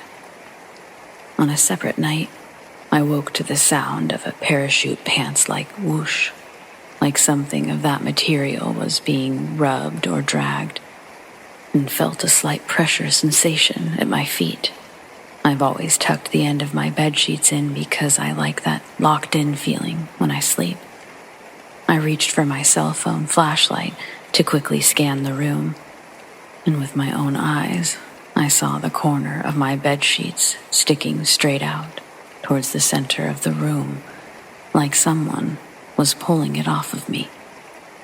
The split second I flashed the light onto it, it dropped immediately.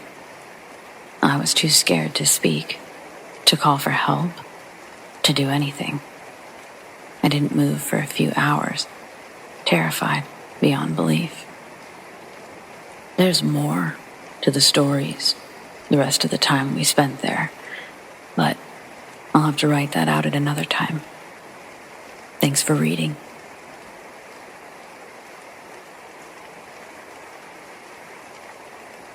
I grew up in an area that used to be a Potawatomi Sioux and a French fur trading village. This history is relevant.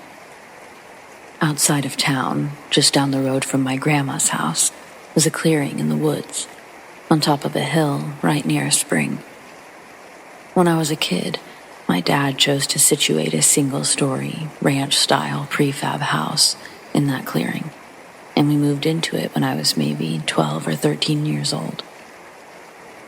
The weirdness started right away. Within a few days of moving in, we were all watching a movie in the living room. We heard a loud bang, like a gunshot, in the kitchen. When we went to see if something had fallen over, nothing was out of place.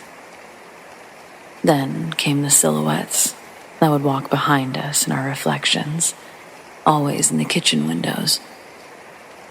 After that came the footsteps on the roof, always after midnight, pacing slowly from one end of the house to the other, like someone keeping watch.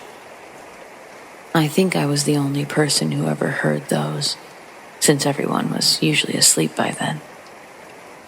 Sometimes I would go out onto the back porch to see if anyone was up there, but of course, there never was. Finally, it all came to a head when I was 16. It was late, and I was shutting everything down for the night, turning off all the lights room by room as I headed to my bedroom. I stopped in the kitchen just long enough to get a cup of water, and then I turned off that light. At this point, only the hallway light and my bedroom light were on. I was taking a drink as I headed into the dining room, and when I lowered the cup, I saw a person standing in front of me, and I stopped. It was another girl who looked about my age. She had long blonde hair that was wild and messy, like she just rolled out of bed and come running. And she was wearing a dingy, whitish, Civil War era nightgown. And she had blue eyes that were open wide in sheer terror. I don't know if she was looking at me or at someone who had once been standing in that exact same spot, but she clearly saw someone or something that terrified her. Then I blinked, and she was gone. Some years later, after I'd half forgotten about the incident, I was reading up on my hometown's history. I'd already known that the Potawatomi village, site of a former Potawatomi Indian village, has been on the town's billboard for longer than I can remember. But I hadn't known about the French traders, nor had I known that after the Civil War, Indigenous people and French folk alike were rounded up and forcibly relocated by the U.S. Army so the land could be seized by the government and redistributed to the soldiers as payment for their service during the war. And I thought about our convenient little clearing in the woods, and the footsteps on the roof in the middle of the night, and the shadows, and the gunshot, and the girl. And I couldn't help but wonder.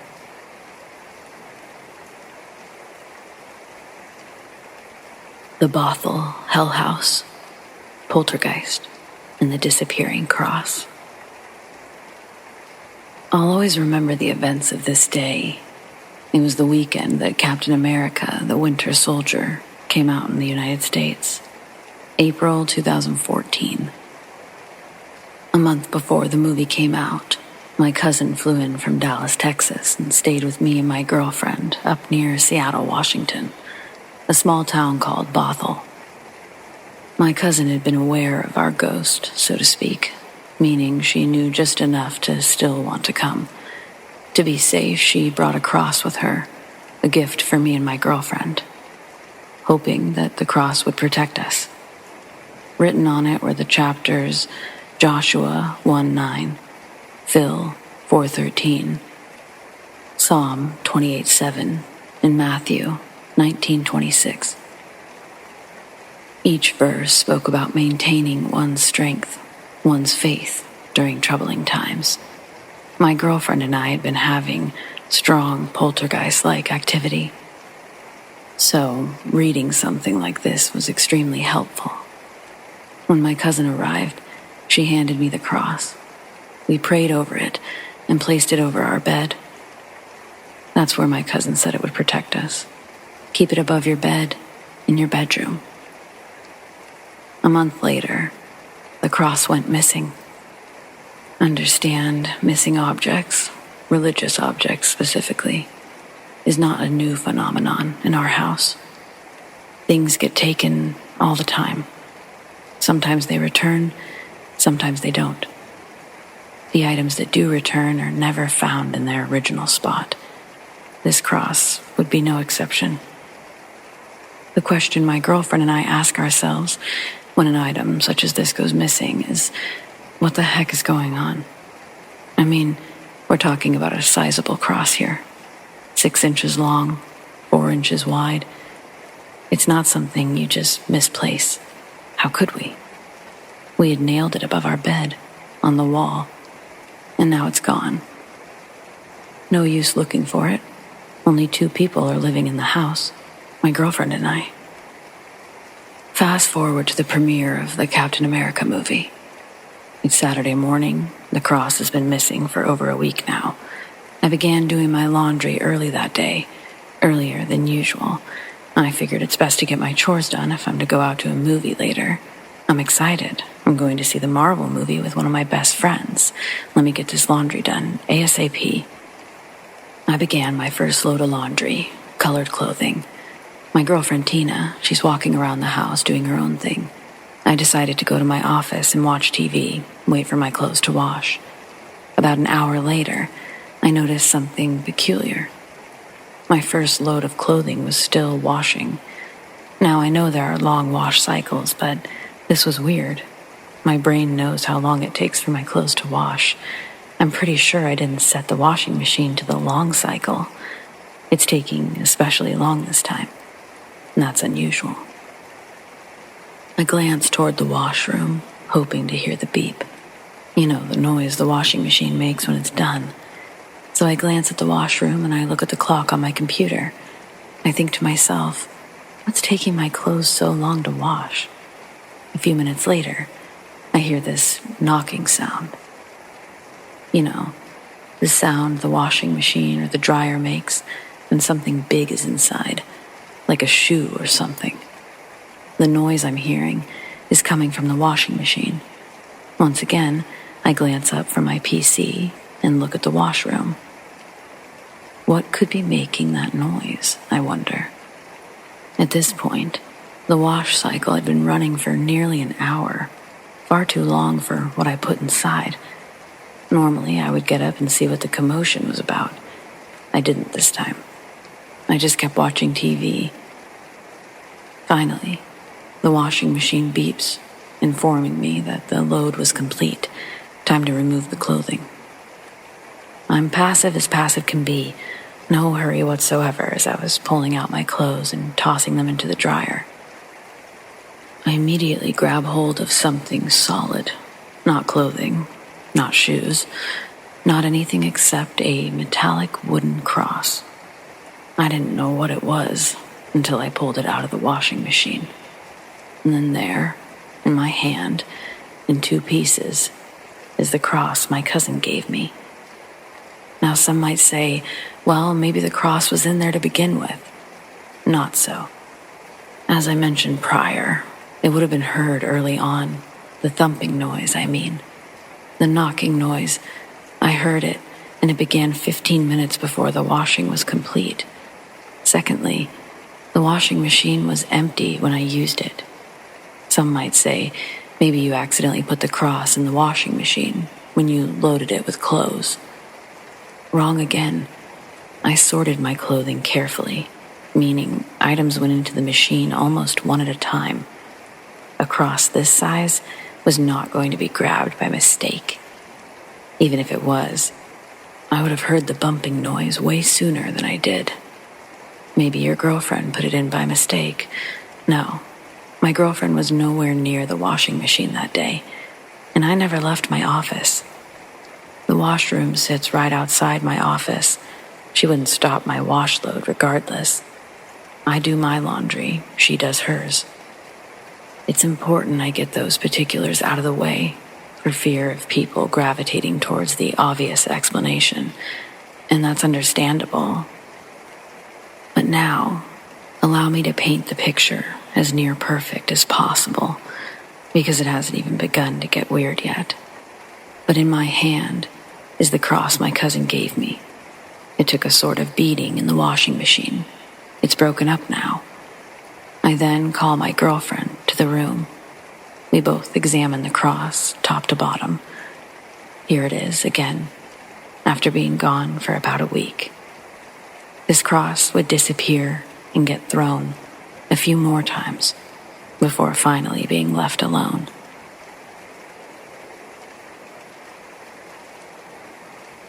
The Bothell Hell House poster fire. Spring 2014. Not that many poltergeist survivors can say they witnessed seeing a poltergeist flee the scene of a crime. By crime, I mean arson. But I can. One of the most horrifying events I faced while living in the Bothell home was the day the poster caught fire in my office. Recap. Tina and I had witnessed a lot of activity in the weeks leading up to the poster catching fire. I'm talking about bar stools being thrown. Our bedroom light was going on and off by itself in the middle of our sleeping. Loud bangs, loud footsteps, door slams. And yes, one Bible catching fire. All of that happened within a week of the story I'm about to tell. The advice given to us by friends and family was to smudge the house. The internet said the same thing. Smudging lessens the activity. Let me tell you, smudging never lessened the activity. Not in our house. It made it worse. This story is proof of that.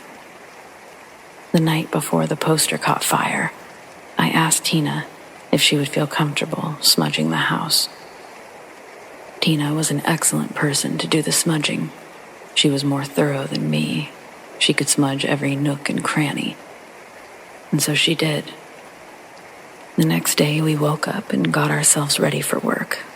Nothing unusual about that morning, except the house was still smelling like burnt sage, which I thought was a good thing.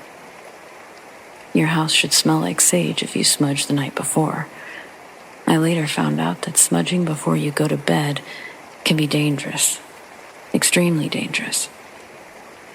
I compare smudging before going to bed to kicking open a fire ant bed before having a picnic. Tina and I got up that morning and did what we always do. We got ready for work. The feeling of being watched had lessened. 30-odd minutes later of us waking up, Tina walks up to me and kisses me goodbye. Now it's just me in the house. The only thing on my mind right now is beating Seattle traffic. I gotta get out of this house and get to work. A few minutes after I stepped into the shower, it happened. The devil arrived. Every fire alarm in the house starts going off. I'm standing in the doorway of the bathroom, half dried off, thinking, oh shit, it's happening. I knew right then that something was up. I didn't know what specifically, not yet anyway. Something is up though, and it's not good. I remember running through the master bedroom and reaching our bedroom doorway, and that's when I saw it. Well, felt it. I feel a large mass run right by me. I can't see what runs past me. I can only feel it. It was huge, taller than me, wider than me. All I could hear besides the fire alarms going off was this loud stomping sound. My eyes and ears turned toward the direction of the stomping noise and followed it downstairs. Suddenly, the front door of the house opens wide and is slammed shut. That is it. The door just opens wide on its own and slams shut. That's when my brain says, give chase, Keith, give chase. But I'm thinking, give chase to what? I still have not determined if someone was in the house. I haven't seen anything. The door just opened and closed on its own. What am I chasing? So I do what my brain says. I run down the stairs and I reach the front door. I should be able to get a good glimpse of the intruder as he's leaving the house. I throw my hand on the doorknob and nothing happens. The front door does not open. Correction, the front door does not budge. Not even a centimeter. I must have fought with the doorknob for about 2 seconds before realizing that I had a fire to deal with. Smoke is billowing from my office upstairs. I run to my office, and there it is, ladies and gentlemen. There's the fire. The wall behind my computer desk is on fire. The poster, specifically. How many seconds have transpired between the fire alarm going off and where I'm standing now? 30 seconds. The first thing I do to kill the fire is toss my damp towel over it. The fire did not put up a fight. It was gone. I turn and I run downstairs again. The house is filled with smoke. I get to the front door and I try to open the front door again. Nothing. The door will not budge. This is the same door I saw open less than a minute ago. The doorway felt like it had been welded shut. The fire alarms are still wailing in the background. I can taste the chemicals from my burnt poster in my mouth, the smell in my nostrils. And that's when it dawned on me. The house isn't the one that's under attack. I am. Think carefully, Keith. The next few decisions could be your last. What are you going to do? I was in shock at this stage because I remember the events vaguely at this point. Suddenly, I'm on the phone with the 911 operator. I'm screaming to her that my house is on fire. She's maintaining her level of professionalism, asking me in a calm voice, "What's your address?" Every time I utter my address through the phone, enormous amounts of static breaks out. I'm talking about loud electrical interference. We go through this, I "Can't hear you. Can you repeat your address?" routine for about 30 seconds. Finally, she gets my address, and in doing so, she lets me know the fire department is on their way. I hang up and call Tina. Thank God she answers. Tina could hear the fire alarm screaming through the phone. I blurt out for her to come back home, to come back to the house. The house is under attack. I hang up. The front door, for reasons I can't explain, finally opened. It opened within seconds of the fire department arriving. How ironic. The firemen dart inside, and at my urging, proceed up towards the office. They said I did a good job of putting the poster fire out. Tina runs into the house a minute after they arrived and grabs me. I was half naked and shaking like a leaf because all I could remember was Tina throwing blankets over me. I'm shivering and shaking like a wet puppy. I'm not afraid to admit that I was crying and quivering like a baby. You would have thought somebody doused me in a tub of ice water, cubes and all. That's how cold I was. The fire department never could determine what caused the fire. Tina and I knew, though. This is the second fire incident that we've experienced. Note, there will be 2 more fire incidents in that house in the coming weeks. When the fire department left, all Tina and I had now was each other. The demons who did this are still here. They're snickering at us. Whatever ran past me in the upstairs hallway had to have been some sort of ringleader. I'll always remember what it felt like when it ran past me, through me. Evil, diabolical evil. Neither one of us could think of a solution to our problem. The only thing left to do now is to contact the Catholic Church. The Catholic Church that, up to this point, has been ignoring us, giving us the runaround. It's the only logical thing to do now, right? Who else can help us? Tina and I looked at each other and we had reached the same conclusion. So, we're marching down to the local parish office, and we're not leaving until someone sees us.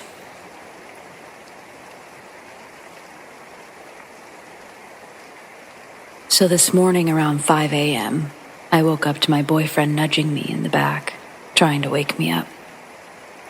I remembered him seeming panicked, but don't remember what he was saying. We ended up just going back to sleep. We hadn't really talked about what happened because we were at work and uni, but he just told me about it. He told me that this morning, he was woken up by me, having a full-on conversation with something whilst leaning on my elbow. I was facing the corner of the room where the closed door was. The door was completely black, and the center was the darkest place in the room. He couldn't make out what I was saying, but he said it was like I was speaking to something. He said he turned around and looked at me. I then turned over and went back to sleep. That's when he started nudging me. He said it really scared him and was the most paranormal thing that's ever happened to him. I've never talked in my sleep before or anything like that. We've slept in the same bed for 2 years, and I've never done anything like this. He said a few things in his sleep before, but he's never sat up and acted like he was having a conversation. But he said I was full on looking at something and talking to it. I have no memory of this at all. In the past year, I've experienced some sleep paralysis.